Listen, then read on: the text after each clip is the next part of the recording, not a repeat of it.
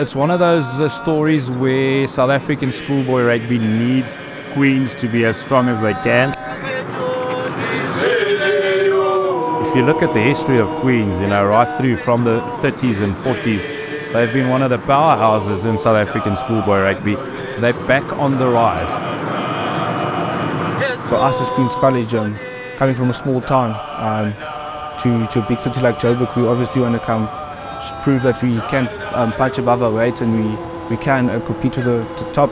We're all driven by the same thing, which is passion for the sport, and I think it's a good thing. It's a good thing for all communities, especially us in the Eastern Cape. We've got boys that come from very challenged areas, so this is very good for us, very good.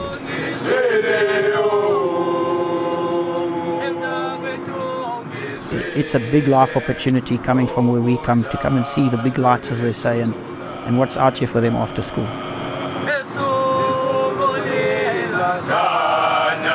You do have the choice of flying, but for me, I'm a little bit old school. I enjoy a proper tour, where the boys can travel together, they sing, they interact.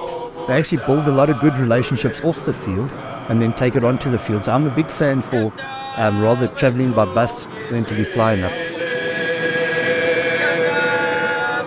Because although it is a team sport, it's made up out of individuals.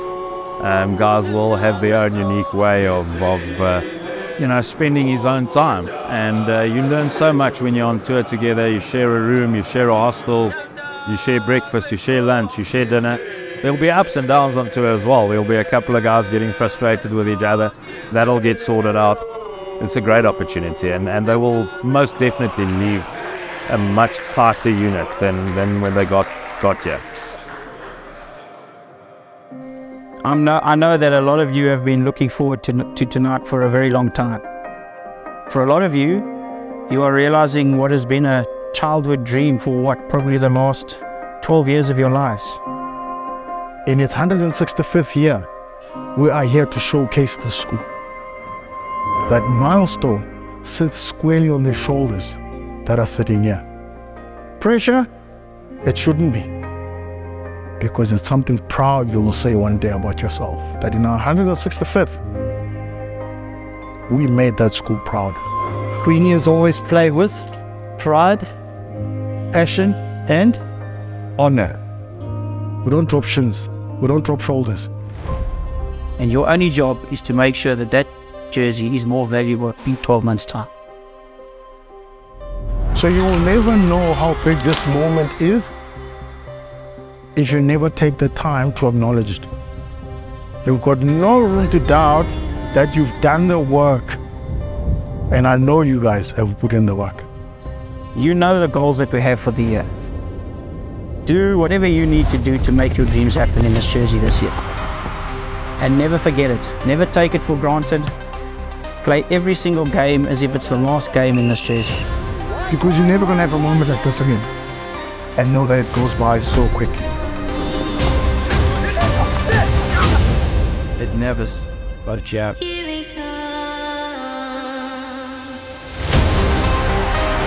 Easter Festival has become such an important part of South African schoolboy rugby.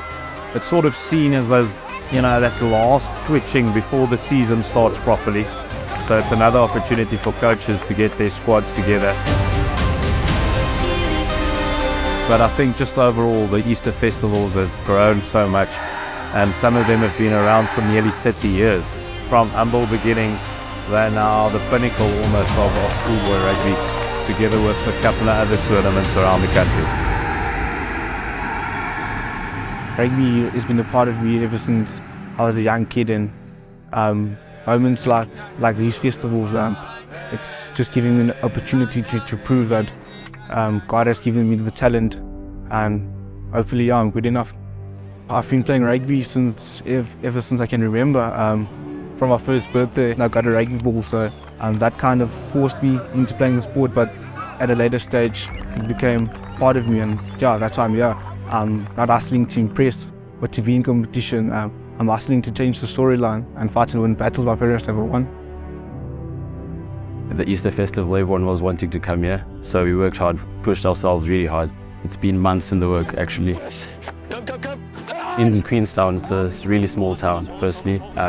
Everyone gathers, all the community gathers to watch Queen's College play. So even as a young boy, you always have dreams and aspirations to watch that first team. And that gives you the drive. Again, 12 years in the making. It's my final year this year. Wearing that white jersey, it's been always a dream for each and every one of us. Every time you put it on, it's just a surreal feeling. You don't experience that everywhere else. It's always a privilege and honor to have you guys support us. And to know you've got an army of old boys behind you guys that support you guys, that believe in you guys. We watch your games, we were watching your games last week. It is what Queen's College is about. It's a connection, it's a brotherhood. And that's what the old boy is about.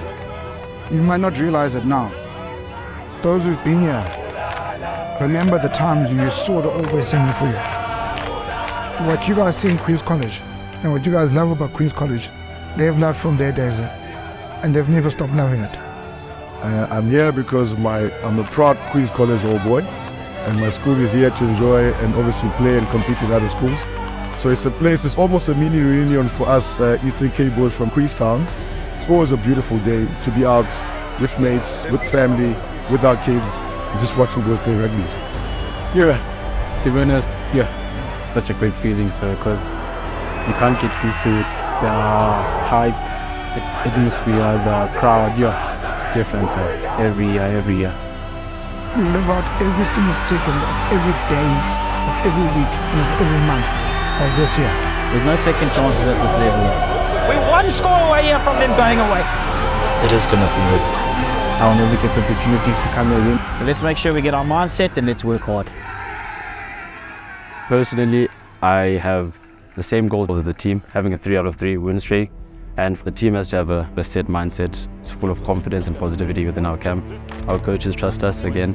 We've worked for months in anything that we do, so our execution and accuracy will be key. So it's our culture as a school as well.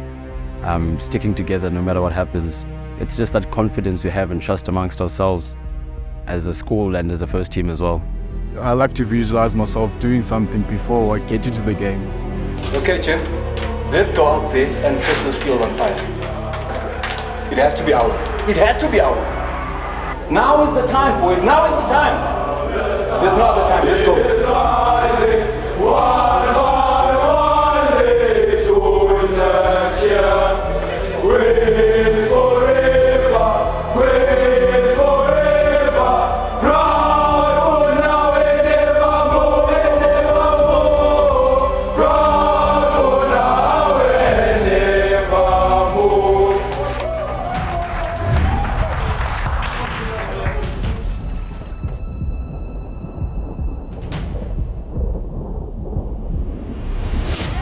I think that, everybody comes.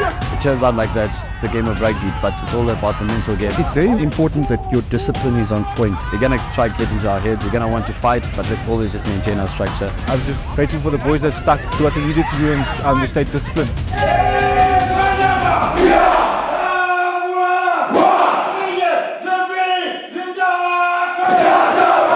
So I think that we've learned a lot of lessons here.